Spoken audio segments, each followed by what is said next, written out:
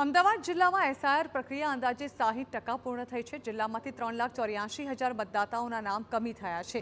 Duplicate, વિસ્થાપિત કે અવસાન પામેલા મતદાતાઓ શામેલ છે।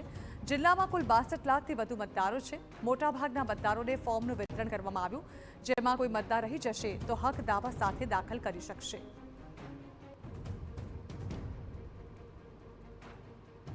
જિલ્લાની અંદર 62,59,000 મતદારો છે। એમાં 99% ફોર્મ્સ આપણે ડિસ્ટ્રીબ્યુટ કર્યા હતા ડિસ્ટ્રીબ્યુશનના તબક્કાની અંદર।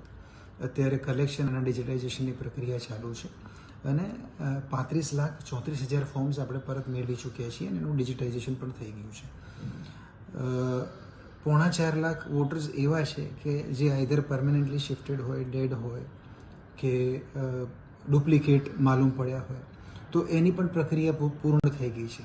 એટલે આશરે 62% જેટલું કામ પૂરું થઈ ચૂક્યું છે।